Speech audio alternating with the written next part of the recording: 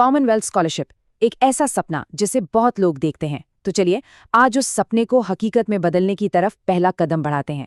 इस सेशन में हम उन पहले 6 जरूरी एसेज का एक ब्लूप्रिंट तैयार करने वाले हैं। एक ऐसा ब्लूप्रिंट जो आपकी एप्लीकेशन को भीड़ से बिल्कुल अलग खड़ा कर देगा।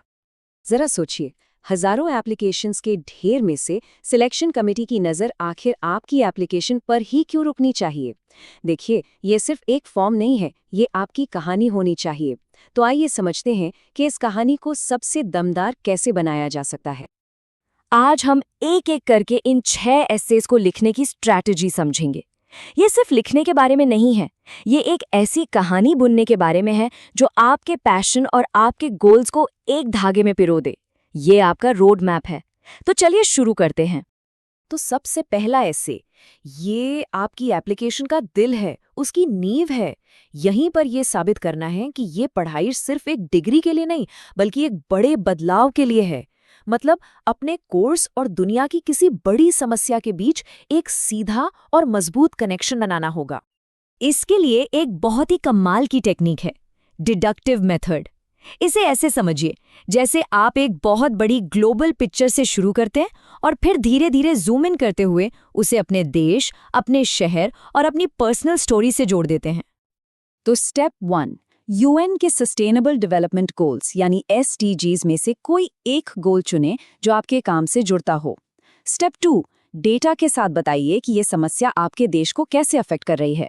और स्टेप 3, जो सबसे जरूरी है, अपनी कहानी बताइए कि आपने इस प्रॉब्लम को अपनी आंखों से कैसे देखा है, कैसे महसूस किया है।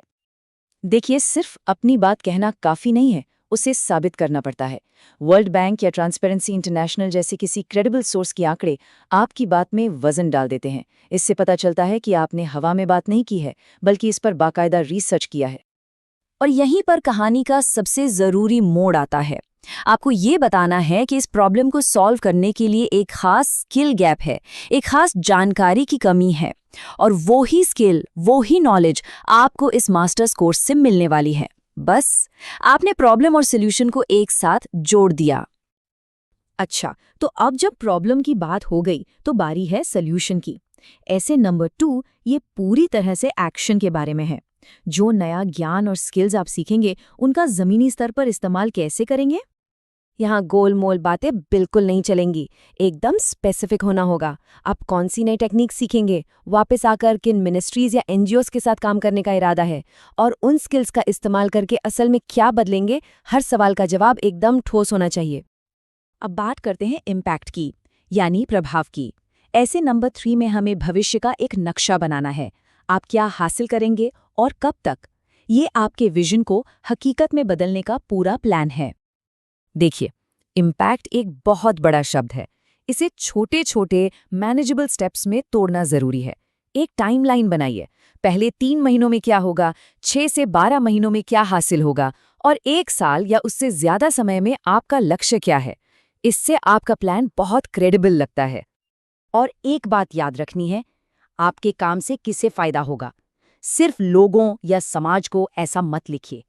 उन गांवों का, उन कम्युनिटीज का, उन खास डेमोग्राफिक ग्रुप्स का नाम लीजिए जिनकी जिंदगी आप बदलना चाहते हैं। इससे आपकी एप्लीकेशन में एक पर्सनल टच आता है। अगला पड़ाव है सफलता को मापना, क्योंकि अगर किसी चीज को मापा नहीं जा सकता तो उसे हासिल करना भी मुश्किल है। सिलेक्शन कमेटी ये जानना चाहती है कि आपकी जीत कैसी दिखेगी। आपको अपनी सक्सेस को नंबर्स में बदलना होगा। सोचिए, सिर्फ ये कहने के बजाय कि मैं शिक्षा में सुधार करूंगा, अगर ये कहा जाए कि मेरा लक्ष्य 1000 लड़कियों को स्कूल में नामांकित करवाना है, देखा, नंबर्स आपके लक्ष्य को कितना पावरफुल बना देते हैं। या फिर हो सकता है आपका लक्ष्य पानी के प्रदूषण को 25% तक कम करना हो। ये एक बिल्कुल साफ और मेजरेबल मैट्रिक है। या फिर 50 नए लोकल स्टार्टअप्स को शुरू करने में मदद करना।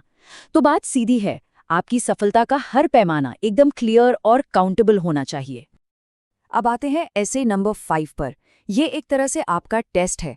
क्या आप अपने मुश्किल से मुश्किल रिसर्च टॉपिक को भी एक आम इंसान को आसान भाषा में समझा सकते हैं? क्योंकि असली ज्ञान वही है जो सब तक पहुंच सके। इसको लिखने का एक सीधा सा फॉर्मूला है। अपना कोर्स बताइए, उसके 2-3 सबसे इंटरेस्टिंग मॉड्यूल्स के बारे में बात कीजिए और अपने रिसर्च का टॉपिक बताइए। और हाँ, सबसे ज़रूरी बात, इन सबको ऐसे 1 में बताई गई अपनी कोर प्रॉब्लम से जोड़ना मत भूलिएगा। कहानी एक ही रहनी चाहिए। और अब आखिर में सबसे ज़रूरी सवाल, यही यूनिवर्सिटी और यही कोर्स क्यों? ऐसे नंबर 6 में आपको अपने चॉइस को एक मजबूत तर्क के साथ जस्टिफाई करना है। इसके लिए हम उल्टा पिरामिड मेथड का इस्तेमाल करेंगे। मतलब हम एक बहुत ब्रॉड रीजन से शुरू करेंगे और धीरे धीरे सबसे स्पेसिफिक और पर्सनल रीजन तक आएंगे। ये आपके आर्ग्यूमेंट को रॉक सॉलिड बना देगा। तो पिरामिड की सबसे ऊपरी, सबसे ब्रॉड लेयर यूके ही क्यों? यहाँ पर आप दुनिया की बेहतरीन यूनिवर्सिटी रैंकिंग्स का जिक्र करके बता सकते हैं कि क्यों यूके रिसर्च और स्टडी के लिए सबसे अच्छी जगहों में से एक है। अब थोड़ा और फोकस करते हैं, ये खास यूनिवर्सिटी ही क्यों? यहाँ बताइए कि आपके सब्जेक्ट के लिए ये यूनिवर्सिटी बाकियों से बेहतर क्यों है? क्या इसकी लैब्स अच्छी हैं, फैकल्टी या कोई खास रिसर्च सेंटर? और अब आता है पिरामिड का सबसे निचला लेकिन सबसे पावरफुल हिस्सा, वो है एक प्रोफेसर। किसी एक एक्सपर्ट का नाम लेकर ये बताना कि उनका रिसर्च आपके मिशन को पूरा करने में कैसे मदद करेगा। यकीन मानिए, ये आपका तुरुप का इक्का है। इससे कमिटी को ये साफ हो जाता है कि आपने सिर्फ यूनिवर्सिटी नहीं, अपना भविष्य चुना है। तो इन सभी एसेस का सार क्या है? एक धागा, एक कहानी, एक सेंट्रल आइडिया जो आपके हर जवाब को एक साथ पिरोती है। एक ही समस्या, एक ही जुनून, एक ही लक्ष्य। यही वो चीज़ है जो आपकी एप्लीकेशन को यादगार बनाएगी। तो अब सवाल ये है कि आपकी वो एक कहानी क्या है? वो कौन सी एक कंसिस्टेंट और पावरफुल स्टोरी है जो आपके पैशन, आपके एक्सपीरियंस और आपके सपनों को एक साथ बयान करती है? उस कहानी को खोजिए और फिर उसे पूरी दुनिया को सुनाइए। आपकी सफलता की कहानी वहीं से शुरू होगी।